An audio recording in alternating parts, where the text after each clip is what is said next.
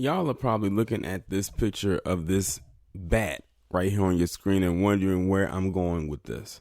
Well, this is a commentary that I should have done a while ago, but with recent stuff that has been happening, particularly with Kobe Bryant's passing and the recent announcement of Rush Limbaugh's announcement of him having advanced lung cancer, I said now I think this would be the appropriate time to put this in a formed video.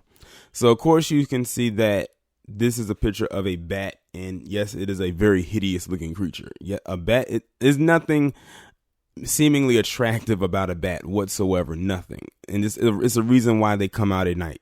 It's a huge reason why they come out at night and not during the day, and why many of them live in caves.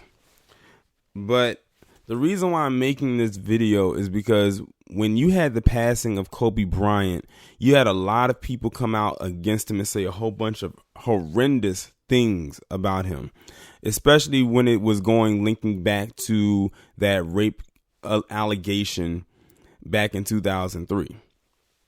Then you had the recent diagnosis of Rush Limbaugh's advanced lung cancer, in which many of us, myself included, really didn't give a damn about how he was doing in his condition, considering the stuff that Rush Limbaugh has said over the years, especially towards black people.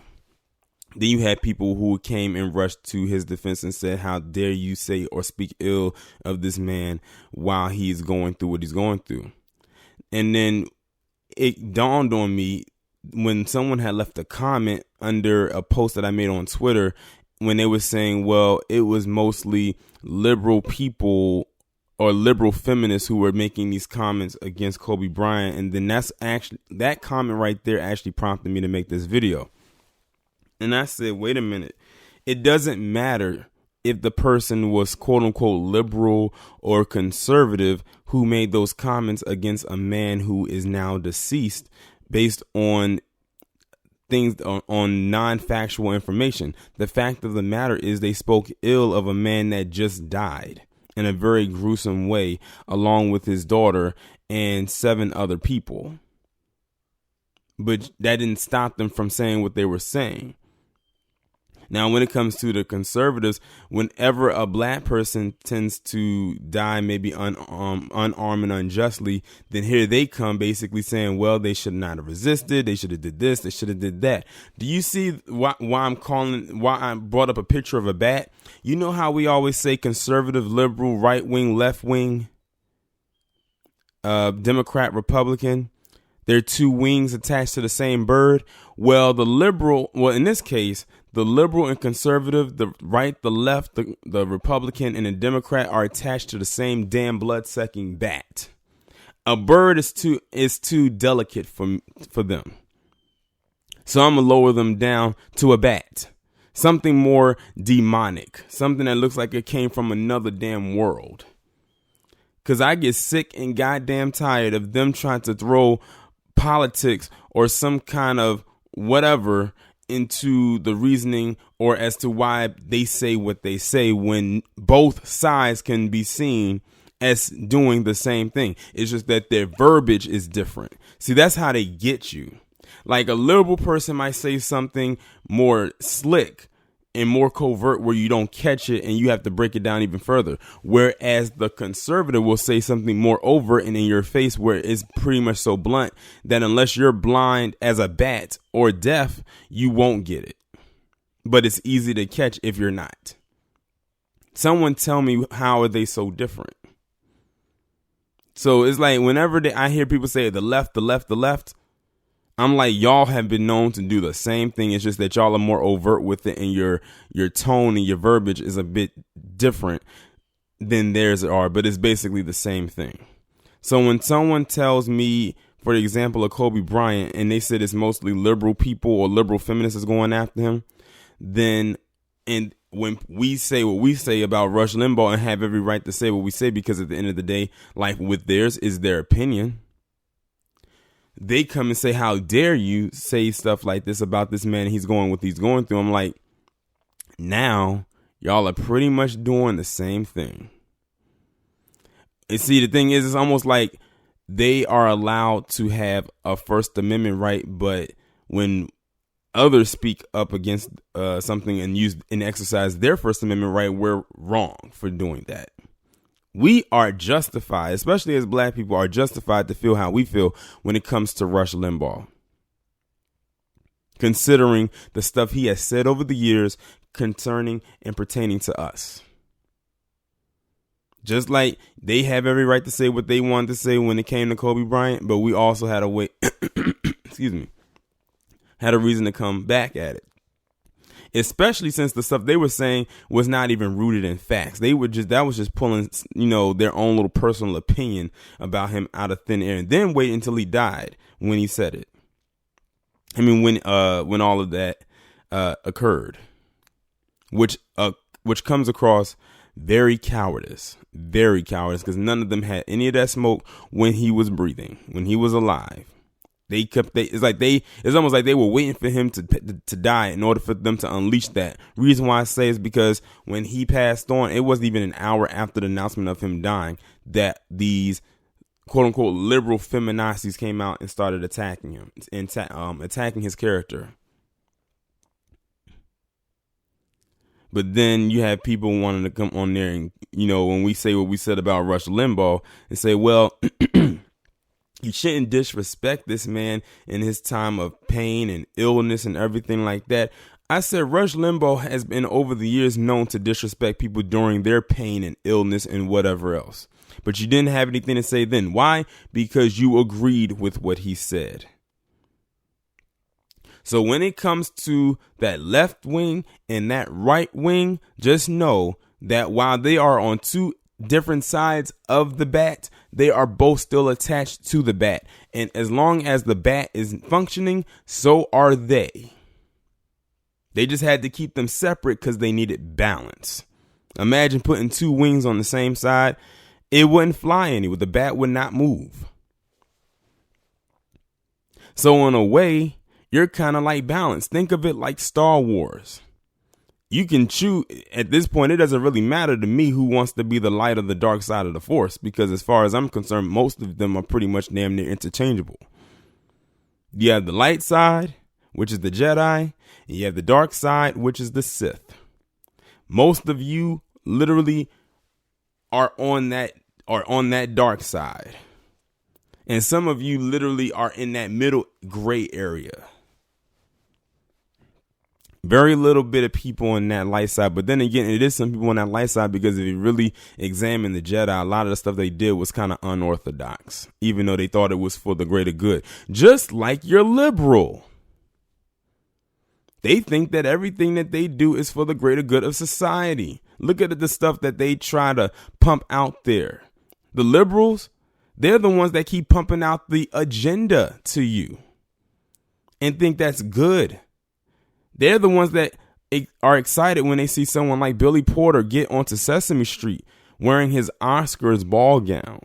The liberal society are the ones that will approve the T class getting their birth certificate changed. The liberals are the ones that will allow people who are not from here and not born here to come over here and get access to privileges and resources that were not given to people who were born here, i.e. Black Americans, so on and so forth. Oh, we can do this thing all day. And the thing is, I don't even have to go completely deep into it. I can stay very surface level where it's very basic and people will understand what I mean. But like I said, of course, the conservative, they're more in your face with it. That's why they loved Rush Limbaugh so much. They tolerate and kind of love him at the same time. That's why many of them were probably upset when, Don Imus passed away. But notice we haven't heard anything about Don Imus past the week that he died in. Kobe Bryant's been dead for over a week and people are still talking about him. That, like I said in my video, that's another reason why they are upset. They are mad and upset because Kobe Bryant is getting all of these flowers and all these accolades before and during and after his passing. And Don Imus didn't get those. And Rush Limbaugh, he's not getting any get well cards. And I'm sure when his time comes, he's not going to get any roses and flowers either. But it is what it is. And I think that's what it really boils down to. But yeah, when I see people bringing up the liberal left and the conservative right, I'm like, y'all are the same thing. Y'all hate it. Y'all hate that you're attached to the same bat, but you're the same thing. The two wings attached to the same damn bat. Y'all basically have a role to play in every sense of the word. I mean, I'll give you another example, and I can use politics this time around. You know how you had, for this past, campaign, you had a lot of those liberals kissing black people's ass and, trying to get them to be on that side and whatnot. There was an ad that just went out when I believe it was a Super Bowl ad where you had, and this was 45's first campaign ad. And the first thing that they talk about is this, I guess, justice reform or whatever. And they had a black family up there where one of their loved ones, I believe it was their son, was killed unjustly. It was. And I remember the story. It happened in Florida, the one with the black drummer.